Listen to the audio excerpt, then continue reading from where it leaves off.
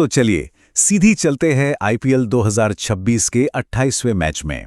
जगह थी कोलकाता का मशहूर ईडन गार्डन्स। टॉस जीता राजस्थान रॉयल्स ने और फैसला किया पहले बैटिंग का। पिच को देखकर तो यही लग रहा था कि भाई ये तो बल्लेबाजों के लिए जन्नत है। और सच कहूं, शुरुआत में तो उनका ये फैसला एकदम परफेक्ट लग रहा था। एक वक्त पर सोचिए, ऐसा लग रहा था कि राजस्थान का स्कोर 220 के पार जाएगा आराम से। पर हुआ क्या, पारी खत्म हुई और स्कोरबोर्ड पर टंगे थे सिर्फ 155 रन। मतलब इतनी विस्फोटक शुरुआत के बाद ऐसा नाटकीय पतन, यकीन करना मुश्किल था। तो सवाल यही उठता है कि आखिर ऐसा हुआ क्या, कहां गड़बड़ हो गई? कैसे एक टीम जो इतनी मजबूत लग रही थी वो ताश के पत्तों की तरह ढह गई? चलिए इसी पूरी कहानी की गुत्थी को सुलझाते हैं एक एक करके। तो कहानी शुरू होती है राजस्थान रॉयल्स के बिल्कुल तूफानी अंदाज से।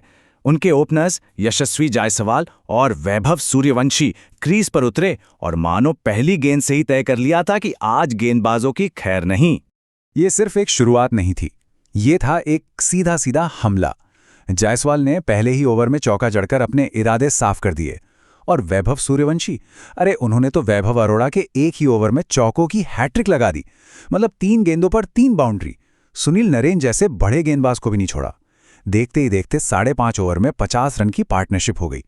पावर प्ले जब खत्म हुआ ना, तो ऐसा लग रहा था कि केकेआर के लिए अब इस मैच में वापसी के सारे दरवाजे बंद हो चुके हैं। लेकिन जैसा कि हम सब जानते हैं, क्रिकेट में कुछ भी हो सकता है ना? पावर प्ले खत्म होते ही केकेआर के कप्तान अजिंक्य रहाणे ने अपना तुरुप का इक्का निकाला। उन्होंने गेंद थमाई अपने 2 सबसे खतरनाक स्पिनर्स को, वरुण चक्रवर्ती और सुनील नरेन, और बस यहीं से मैच की पूरी कहानी पलटनी शुरू हो गई। वरुण चक्रवर्ती ने तो आते ही कहर बरपा दिया। एक के बाद एक उन्होंने राजस्थान की बैटिंग लाइनअप की मानो कमर ही तोड़ दी। सबसे पहले जो वैभव सूर्यवंशी आग उगल रहे थे, उन्हें एक स्लॉग स्वीपर डीप में कैच करा दिया। उसके बाद ध्रुव जुरेल को अपने जाल में फंसाया। वो रिवर्स स्वीप खेलने गए और हो गए स्टंप। और फिर सबसे बड़ा विकेट, कप्तान रियान पराग एक ऐसी कैरम बॉल डाली कि वो बस देखते रह गए और क्लीन बोल्ड।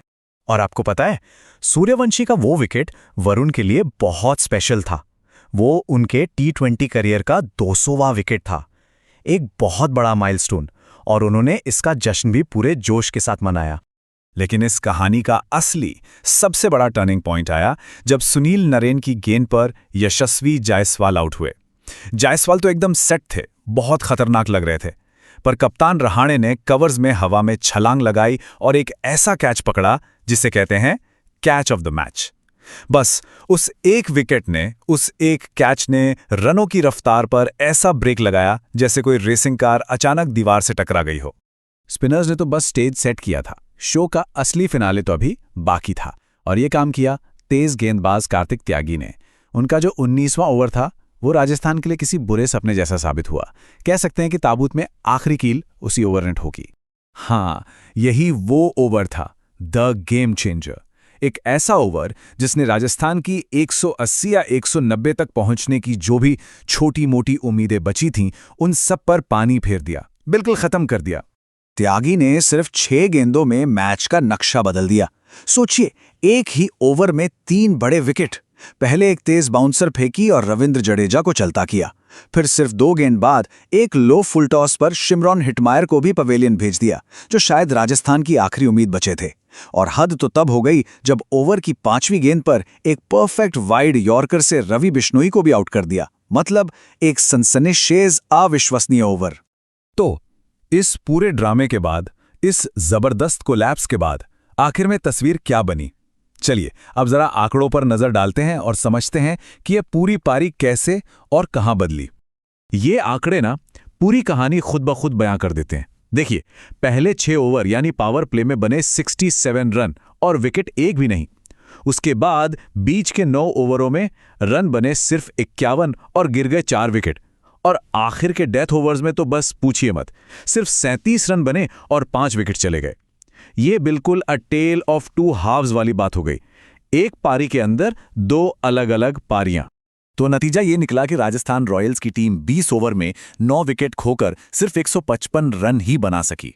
और इस जबरदस्त कमबैक के असली हीरो कौन थे? वरुण चक्रवर्ती, जिन्होंने सिर्फ 14 रन देकर 3 विकेट लिए, और कार्तिक त्यागी, जिनका वो 3 विकेट वाला ओवर हमेशा याद रखा जाएगा। अब 155 का टारगेट सुनने में तो छोटा लगता है, लेकिन अभी एक बड़ा सवाल बाकी था। राजस्थान के पास जोफ्रा आर्चर और ट्रेंट बोल्ट जैसे वर्ल्ड क्लास गेंदबाज थे, तो क्या वो इस छोटे से स्कोर को डिफेंड कर पाते? ईडन गार्डन्स की वो रात अब एक बहुत ही रोमांचक चेस की तैयारी कर रही थी, और हर क्रिकेट फैन के दिमाग में बस यही एक सवाल था, क्या राजस्थान ये मैच बचा पाई?